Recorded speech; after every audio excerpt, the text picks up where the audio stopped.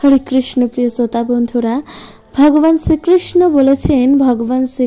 বলেছেন যে মানুষের জীবনে দুঃখ, কষ্ট, সুখ, অভিশাপ এবং বরদান কখন কিভাবে আসে কোনো মানুষ কিন্তু তা সঠিক বুঝে উঠতে পারে না, তাই না?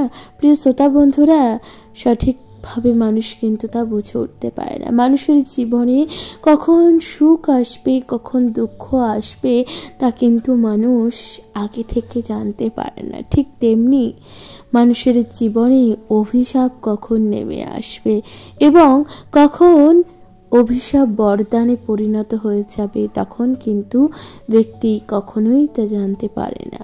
কিছু কিছু সময় সে ব্যক্তির কর্মের ওপর নির্ধারণ করে অভিশাপ কিংবা বরদানের। প্রিয় শ্রোতা বন্ধুরা, ভগবান কি বলেছেন জানেন? ভগবান শ্রীকৃষ্ণ বলেছেন যে ব্যক্তির কর্মের উপর নির্ধারণ করে ব্যক্তির কিন্তু মানসিক অবস্থা, অর্থাৎ ব্যক্তির কর্মের উপর নির্ভর করে তার জীবনে বরদান কিংবা তার জীবনের অভিশাপ। প্রিয় শ্রোতা বন্ধুরা, ভগবান শ্রীকৃষ্ণ বলেছেন যে ব্যক্তির কর্মের উপরে নির্ধারণ করে তার জীবনের কিংবা অভিশাপ কিংবা বরদান। প্রিয় শ্রোতা বন্ধুরা, ভগবান তাই বলেছেন জানেন। ভগবান উদাহরণ দিয়ে কি বলেছেন জানেন? প্রিয় শ্রোতা বন্ধুরা, ভগবান উদাহরণ দিয়ে বলেছেন যে রেশমের কীট তো আমরা সবাই দেখেছি যে রেশমি সুতো যে তৈরি করে থাকে সেই রেশমের কীট। এবার রেশমের কীটের কাছে ছিল এক বরদান ছিল যে সেই সুন্দর রেশমি সুতো তৈরি করবে নিজের লালা দিয়ে। প্রিয় শ্রোতা বন্ধুরা, এবার সেই রেশমি কীট অর্থাৎ এই রেশমের কীট কিন্তু নিজের বরদানে এতটাই মোহিত হয়ে গেছে যে সে কিনা তার এতটাই মোহিত হয়ে গেছিল যে সে রেশমের সুতো বপন করতে করতে তার মধ্যেই সে এমনভাবে সেই রেশমের কীট জড়িয়ে গেছিল যে সেই সুতোতে তার কিন্তু প্রাণ শেষ হয়ে গেছিল, অর্থাৎ তার জীবন শেষ হয়ে গেছে। সেই রেশমের কীট যে নিজের লালার মধ্যে নিজে এমনভাবে বেড়া তৈরি করে থাকে, সেই বেড়ার মধ্যেই কিন্তু তার জীবন শেষ হয়ে যায়, অর্থাৎ তার জীবন সমাপ্ত হয়ে যায়। প্রিয় শ্রোতা বন্ধুরা, ভগবান শ্রীকৃষ্ণ কি বলেছেন? ভগবান শ্রীকৃষ্ণ বলেছেন আমাদের মানুষের জীবনও কিন্তু ঠিক তাই, অর্থাৎ মানুষের জীবনে যদি কোনো কিছুর বরদান থাকে, কোনো কিছুর আশীর্বাদ থাকে, কোনো মানুষ যদি কোনো কর্ম করতে অত্যন্ত সবল, অত্যন্ত গুরুত্বপূর্ণ কোনো কর্ম করতে, প্রিয় শ্রোতা বন্ধুরা, ভগবান বলেছেন তাহলে আপনি সেই কর্ম সুন্দরভাবে করুন। প্রিয় শ্রোতা বন্ধুরা, ভগবান বলেছেন আপনি নিজে এমন কোনো কর্ম করতে পারেন যে কর্ম বাকি অন্য কেউ পারে না। প্রিয় শ্রোতা বন্ধুরা, ভগবান বলেছেন সেই কর্মের মধ্যে এমন কিছু অহংবোধ জাগ্রত করবেন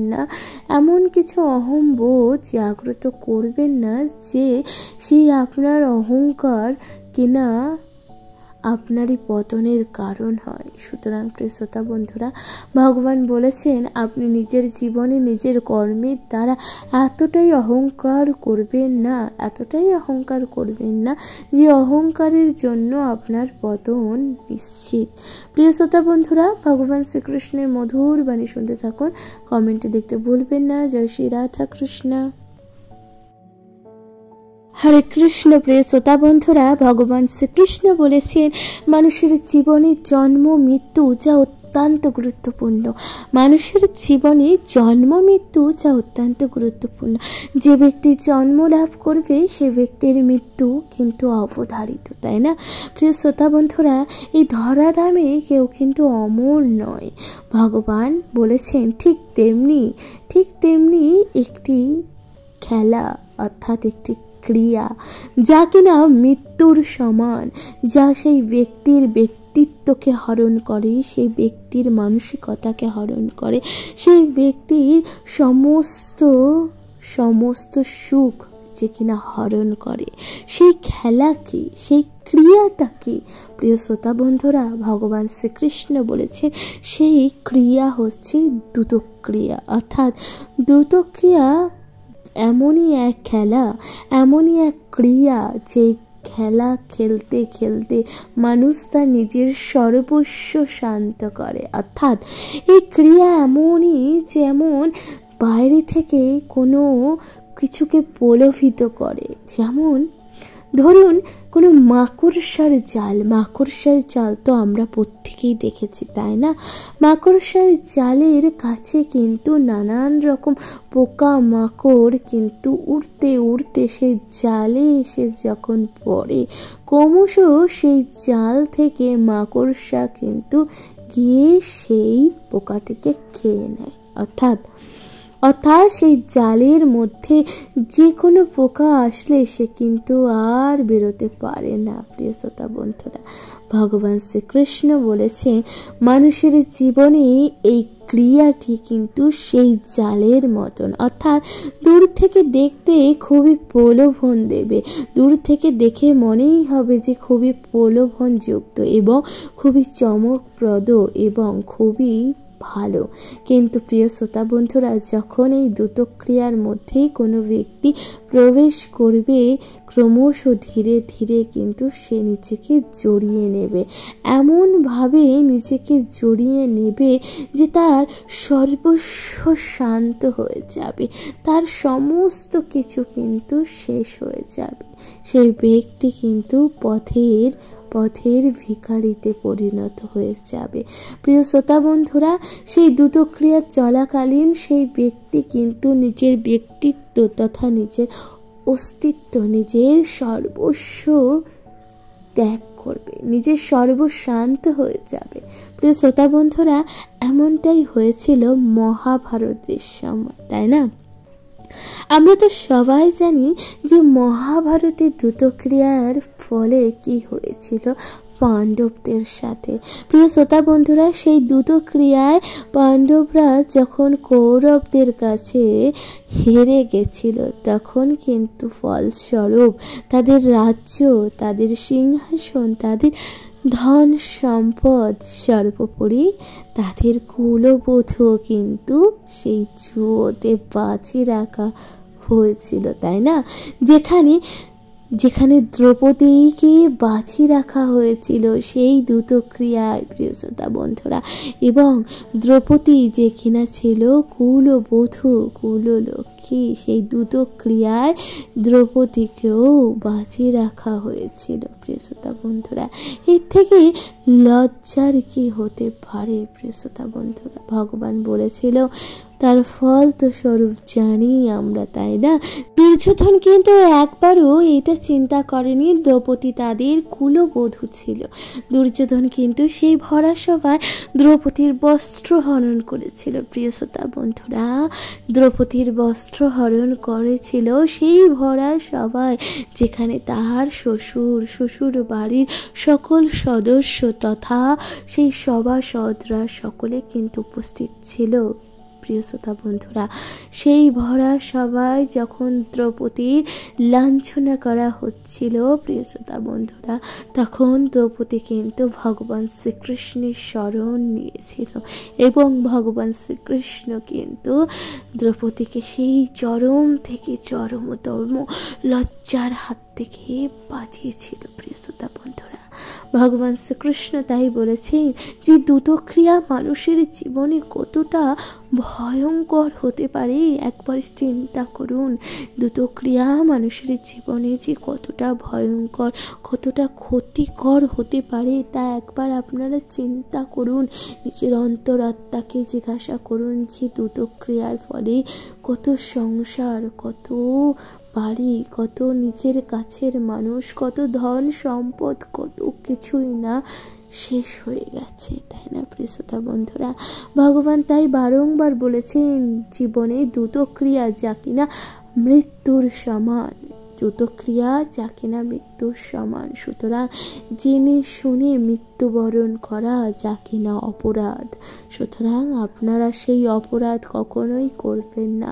ভগবান তাই বলেছেন, দ্রুতক্রিয়া থেকে নিজেকে দূরে রাখুন, দূরে রাখুন নিজের পরিবারের মানুষদের, নিজের পরিবারের সকল মানুষ, কাছের বন্ধু, কাছের প্রিয়জনদের। প্রিয় শ্রোতা বন্ধুরা, দ্রুতক্রিয়া ত্যাগ করুন, নিজের জীবনকে সুন্দর এবং মধুময় করে তুলুন। প্রিয় শ্রোতা বন্ধুরা, কমেন্টে লিখতে একদমই ভুলে যাবেন না।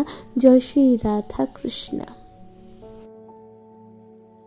হরে কৃষ্ণ। প্রিয় শ্রোতা বন্ধুরা, ভগবান শ্রীকৃষ্ণ বলেছেন নারীর ব্যাখ্যা বা তাৎপর্য কি রূপে দিয়েছেন জানেন? প্রিয় শ্রোতা বন্ধুরা, ভগবান শ্রীকৃষ্ণ বলেছেন ভগবানের সৃষ্টি যা অত্যন্ত সুন্দর তা কিনা এক নারী। প্রিয় শ্রোতা বন্ধুরা, নারী যা কিনা মাতৃরূপে পূজা করা হয়ে থাকে, নারী যে কিনা জন্মসূত্রেই কোনো পিতার কন্যা থাকে এবং ক্রমশ যখন দায়িত্বের সূত্রে তখন কিনা কোনো স্বামীর স্ত্রী থাকে এবং কর্মসূত্রে কিনা কোনো পুত্রের মাতা থাকে, অর্থাৎ কোনো সন্তানের মাতা থাকে। প্রিয় শ্রোতা বন্ধুরা, ভগবান শ্রীকৃষ্ণ বলেছেন যে নারীর জন্মটি একবার চিন্তা করুন। সে যখন ছোট থাকে তখন তার বাবার কাছে, তার পিতার কাছে কিন্তু অধীন থাকে।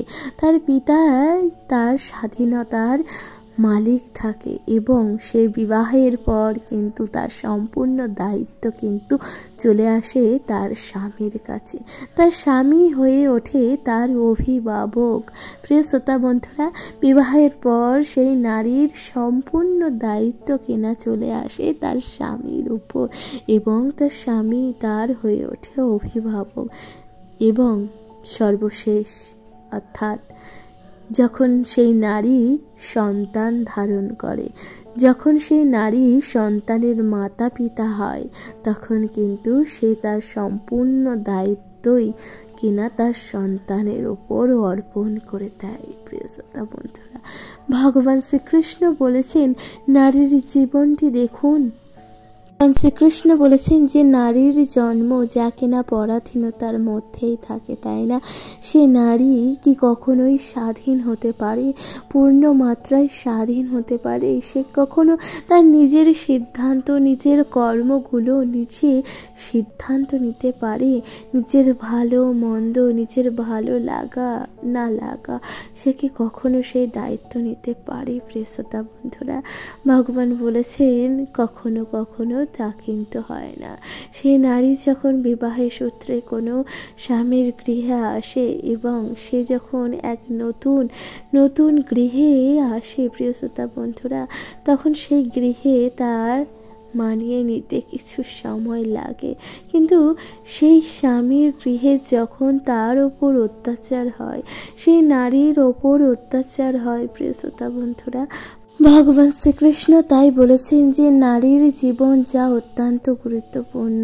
অর্থাৎ যে জাতি বা যেই ব্যক্তি নারী জাতিকে অসম্মান করে, নারী জাতিকে অসম্মান করে, নারীকে অত্যাচার করে, সেই জাতি বা সেই ব্যক্তির কখনোই উন্নতি হতে পারেই না। প্রিয় শ্রোতা বন্ধুরা, ভগবান তাই বলেছেন একজন নারী পারে আপনাকে পৃথিবীতে আনতে, একজন নারী পারে আপনাকে লালন পালন করে বড় করে তুলতে, আপনাকে এই পৃথিবীর জ্ঞান, এই পৃথিবীর মায়া, এই পৃথিবীর আলো বাতাস একজন নারী আপনাকে দেখাতে পারে। প্রিয় শ্রোতা বন্ধুরা, ভগবান তাই বলেছেন আজ আপনি একজন নারীর ওপর অত্যাচার করেছেন।